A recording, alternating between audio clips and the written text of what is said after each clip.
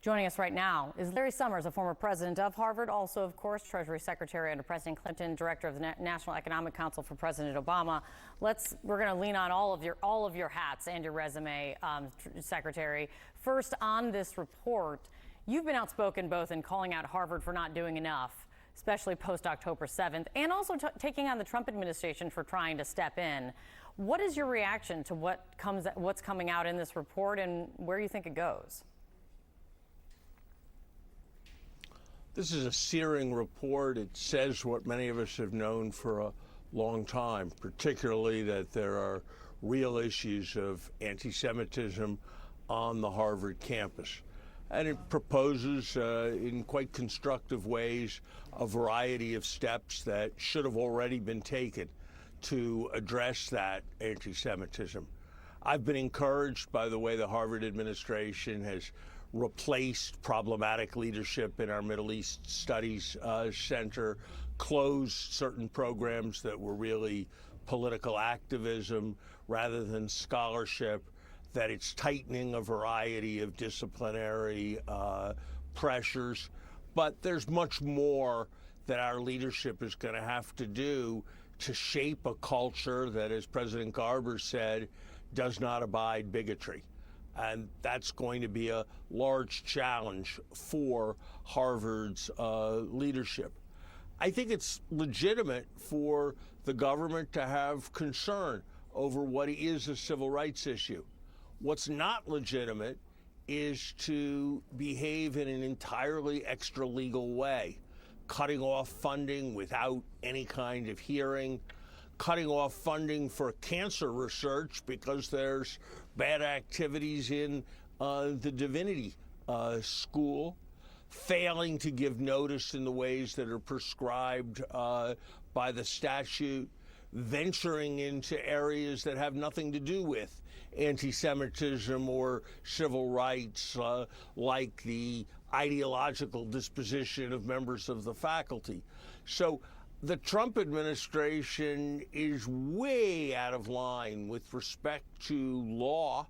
The concerns about Harvard having a civil rights issue around anti-Semitism are real. There's been constructive action. This report is useful, but there's much more that needs to be done. Yeah. And also this morning, turning now to the economy, the U.S. economy just had its worst quarter since 2022, we've learned. GDP, one coming in weaker than expected, and also seeing this dramatic fall off from the fourth quarter. What are we looking at here, Secretary?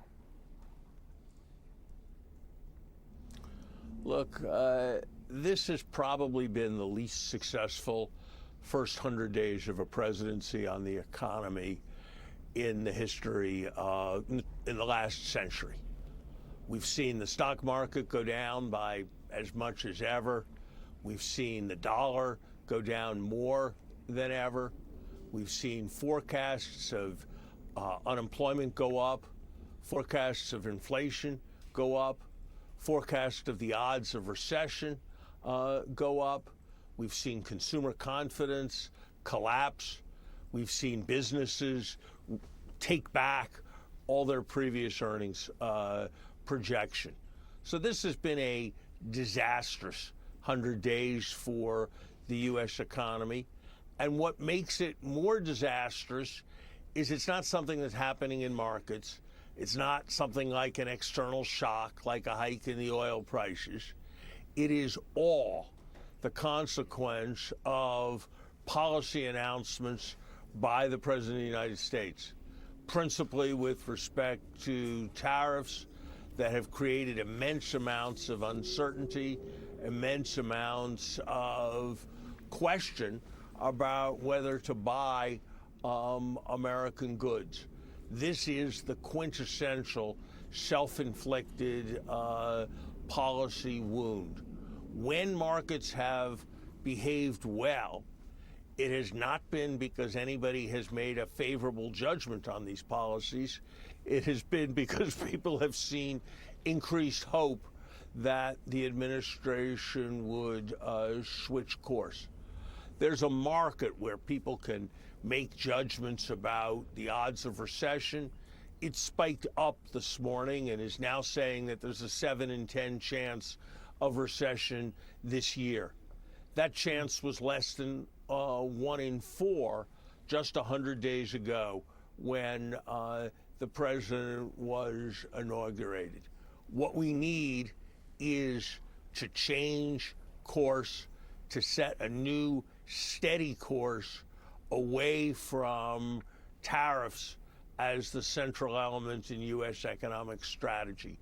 Until we have that in place, I fear that our economic situation is only going to deteriorate. Consumers are going to see higher prices from everything from the clothes they buy to the houses, to the repairs they want to do on their houses. We are going in the wrong direction as a country economically right now.